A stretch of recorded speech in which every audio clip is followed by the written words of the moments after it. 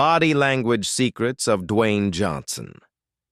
You can memorize the entire dictionary, but if your shoulders are hunched and your eyes are on the floor, no one will listen. Today, we use Dwayne Johnson to upgrade your physical presence and your English fluency. Have you ever noticed something strange? You practice your English at home. You feel good. You know the words. But the moment you walk into a meeting or a store, everything changes. Your heart beats faster. Your voice becomes thin and high. Suddenly you feel small. You try to hide. You look at your shoes. You hope no one asks you a question. Most English learners think the problem is their vocabulary. They think they just need more grammar rules, but they are wrong. The problem isn't in your head. It is in your body. When you feel nervous, your body tries to disappear. You shrink, and when you shrink, your brain sends a signal. I am not safe. I am not confident. Dwayne, The Rock. Johnson is one of the most successful people in the world. He isn't just famous because of his muscles. He is famous because of his presence. He commands every room he walks into before he even says, "Hello." Today, I am going to show you how to use his secrets. We will learn how your posture actually changes your brain chemistry. We will fix the nervous voice. And by the end of this video, you will have a 5-step checklist to look and sound powerful in English. So before we fix your words, we must fix the vehicle delivering them. Chapter 1. The Biology of Confidence. Your body speaks to your brain before your mouth speaks to the world. Most people think confidence is a feeling. They say, once I feel confident, I will stand tall. Once I feel brave, I will speak English clearly. But they have it backward. Confidence is not a feeling.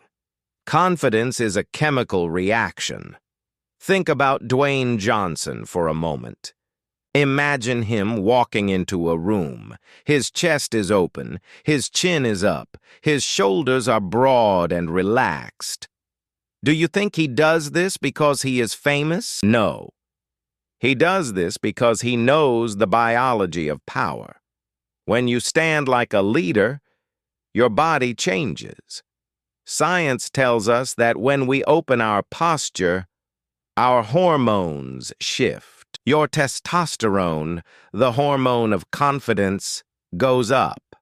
Your cortisol, the hormone of stress, goes down. This happens in just 2 minutes. Now, think about the average English learner. Maybe this has happened to you. You are at a meeting. You are worried about your accent.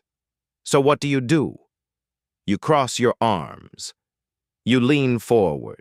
You try to make your body small. You are trying to protect yourself. But here is the hidden truth. When you shrink your body, you are telling your brain, I am in danger. Your brain then shuts down your language center. It focuses on survival, not on finding the right English words. This is why you forget simple vocabulary. This is why you stutter. It's not because you are bad at English. It's because your posture is telling your brain to panic. If you want to speak better English, you have to stop acting like a victim. You have to give your brain the chemical signal of a winner. Dwayne Johnson doesn't wait to feel confident to stand tall. He stands tall so that he becomes confident. Later in this video, I will show you a simple trick to reset your posture in 3 seconds. But first, we need to understand where this drive comes from. Because being powerful isn't just about how you stand, it is about how you handle your lowest moments. So now we understand the biology of fear. But here is the surprising part. The strongest version of yourself was actually born in your weakest moment. Chapter 2. The Empty Pockets Drive. Your greatest power doesn't come from your success. It comes from your struggle. Think about the last time you made a mistake in English. Maybe you said the wrong word. Maybe someone laughed at your accent. How did you feel? Did you want to hide? Did you want to stop trying? Most English learners think that feeling small is a sign to quit. They think they are not meant to be fluent. But look at Dwayne Johnson. Before he was the biggest movie star in the world, he was a failure.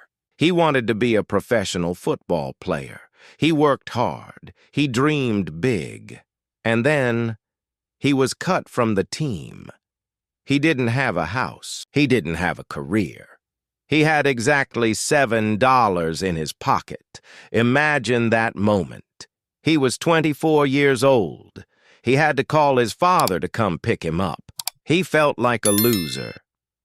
But here is the twist. He didn't cry. He didn't sit on the couch and wait for someone to help him.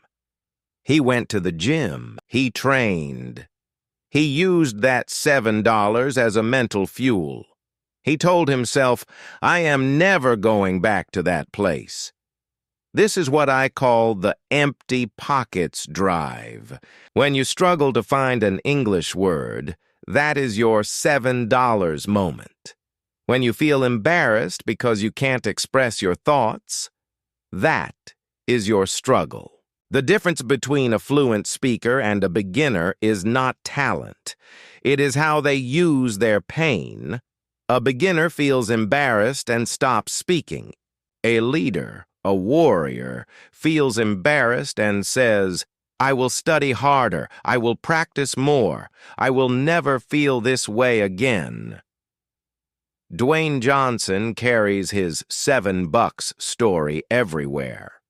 It is the reason he walks with so much presence. He knows what it's like to have nothing.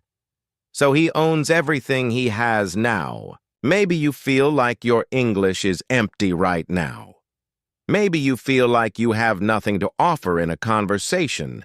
Don't let that make you shrink. Let that make you hungry. Use your frustration to fuel your practice.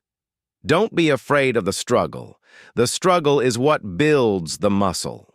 But once you have the drive, how do you actually sound powerful? Because a strong body needs a strong voice to match.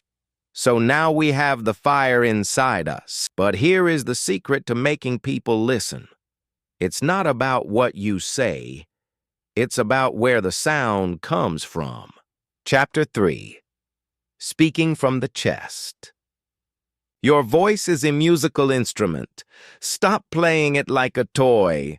Have you ever noticed your voice when you are nervous? Maybe you are at a job interview in English, or you are talking to a native speaker. Suddenly your voice goes up. It becomes thin. It becomes fast. You sound like you are asking a question, even when you are making a statement. My name is Marco. I am from Brazil. This is called up-talking. It is a sign of insecurity. It tells the listener that you are looking for their permission to speak. Now, listen to Dwayne Johnson. He doesn't speak from his throat. He speaks from his chest. His voice is deep. It is resonant. It is slow. When he speaks, the air moves from his diaphragm, through his lungs, and out of his mouth with power. You might think, but I don't have a deep voice like The Rock. That doesn't matter. This isn't about the pitch of your voice. It is about the source of your voice. When we are afraid, our throat muscles tighten. The air gets trapped in our neck. This makes us sound like children. But when you are calm and grounded, your chest is open. The sound has space to grow. Try this right now. Take a deep breath into your belly, not your shoulders, your belly. Now say a simple sentence in English. I am a confident speaker. Did you feel the vibration in your chest? That is where your power lives. Dwayne Johnson uses the pause.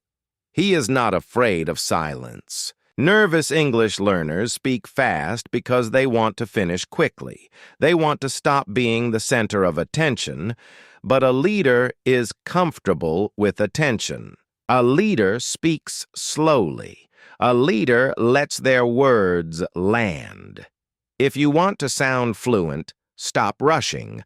Lower the pitch of your voice slightly. Speak from your chest, not your teeth. When you speak slowly and deeply, people automatically believe you. They don't care if your grammar is perfect. They care if you sound like you believe in yourself. But there is one thing that can destroy your vocal power instantly, and that is where you look. So now we have a voice that sounds like a leader. But here is the most important connection. If you cannot look someone in the eye, your words mean nothing. Chapter 4. The Eye Contact Anchor. Your eyes are the anchor of your conversation. If the anchor breaks, you drift away. Think about the last time you spoke English with someone new. Where were you looking? Maybe you were looking at your phone. Maybe you were looking at the ceiling, trying to find a word in your head. Or maybe you were looking at your feet. When we are learning a language, our brain is working very hard. We feel like if we look someone in the eye, we will lose our focus. We think, if I look at them, I will forget the grammar. But here is the reality. When you look away, you lose the connection. You tell the other person that you are afraid, and even worse, you tell your own brain that you are not equal to the person in front of you. Dwayne Johnson is a master of the eye contact anchor.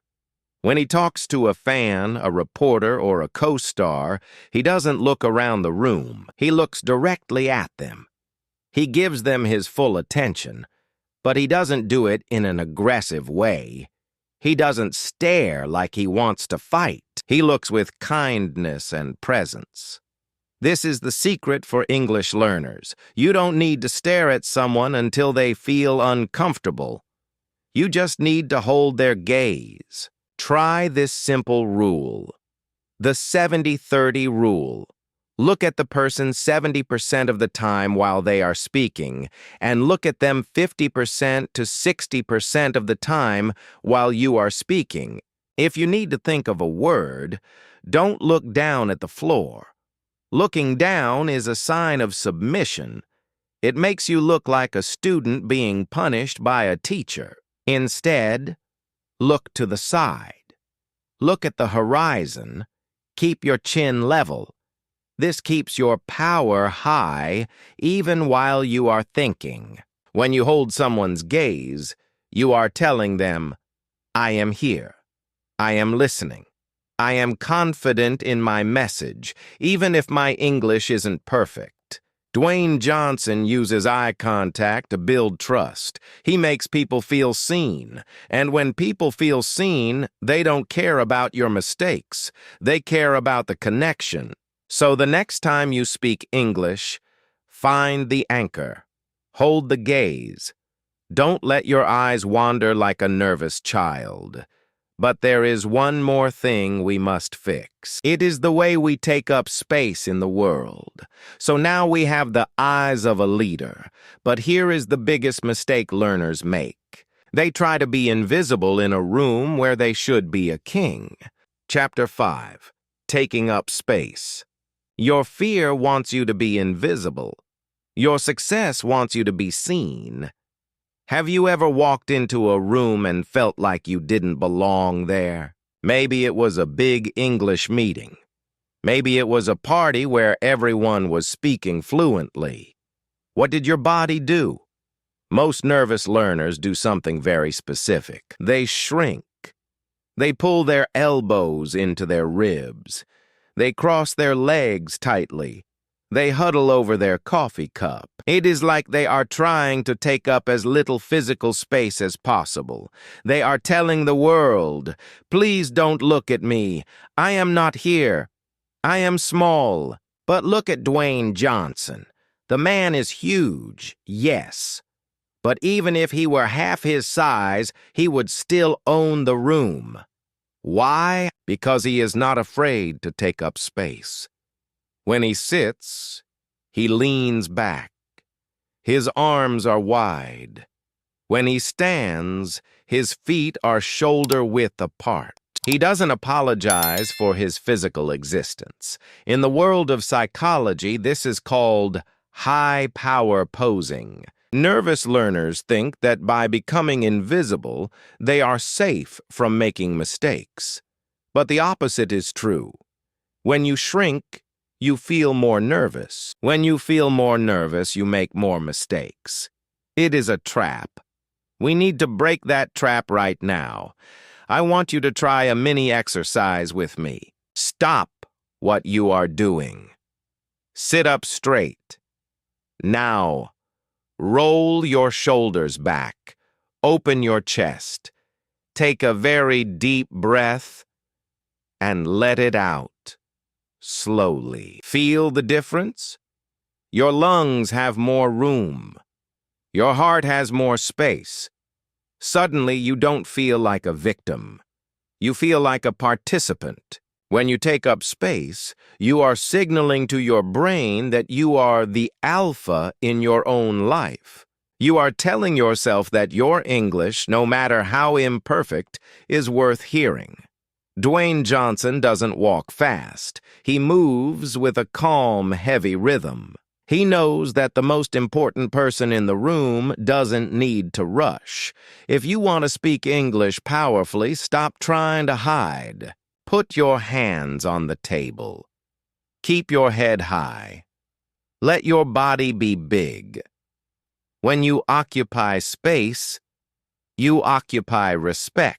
So now we know how to stand, how to speak, and how to look. But how do we put it all together when the pressure is on? It is time to learn the final protocol, the 5-step system you can use every single day. Chapter 6. The Presence Protocol. Knowledge is only potential power. Action is the real power. We have talked about the brain, the voice, and the eyes. But how do you actually do this in real life? When you are standing in front of a native speaker, you won't have time to remember a 50-minute lecture. You need a system. You need a protocol. Think of Dwayne Johnson on a movie set. Everything is chaotic. There are cameras, lights, and hundreds of people shouting. But he stays calm. He has a routine to keep his presence strong. I want to give you the same thing for your English. This is the 5-step physical presence checklist. Whenever you feel that freeze coming on, I want you to run this protocol in your head. Step 1. The shoulder reset. Most learners carry their stress in their neck. Their shoulders climb up toward their ears. Right now, drop them. Roll them back once and let them hang. This opens your chest and tells your brain, I am safe. Step 2. The grounded stance. If you are standing, put your feet apart. If you are sitting, put both feet flat on the floor. Do not cross your legs. Feeling the floor beneath you stops the shaking feeling in your hands. Step 3. The deep breath release. Do not take a shallow breath into your chest. Breathe into your stomach. When you exhale, imagine the tension leaving your throat. This prepares your vocal instrument to speak from the chest. Step 4. The horizon gaze. Find your eye contact anchor. If you are too nervous to look into someone's pupils, look at the bridge of their nose. They won't know the difference, but your head will stay up and you will look like a leader. Step 5. The slow start. When it is your turn to speak, wait 1 second, just 1 second. Dwayne Johnson never rushes his first word. That 1 second pause shows the world that you are in control of the time. This protocol takes less than 5 seconds to perform, but it changes everything. You go from a student trying to pass a test to a person having a conversation. Later today, I want you to try this. Maybe you are just talking to a friend, or maybe you are ordering a coffee. Run the protocol. Notice how people react to you. When you change the vehicle, your body, the words will follow. So now you have the tools to own any room. But there is one final thing you need to hear. The truth about why you are doing this in the first place. I want to tell you a secret. Even the most confident people in the world feel fear. Dwayne Johnson feels fear. I feel fear. Every fluent speaker you admire has felt that same freeze in their chest. The difference is not that they are fearless. The difference is that they refuse to let their body act like a victim. You have spent years focusing on your mistakes. You have spent so much time thinking about the words you don't know. You have been so hard on yourself. But look at how far you have come. You are here. You are listening to this. You are fighting for a better life and a better version of yourself. You are not bad at English. You are a person learning to master a new world. Stop waiting for your English to be perfect before you start standing tall. Your English will never be perfect if you don't have the courage to be seen today. Dwayne Johnson started with $7. Maybe you are starting with 7 words. That is enough. Stand up. Take up your space. Speak from your chest. The world is waiting to hear what you have to say.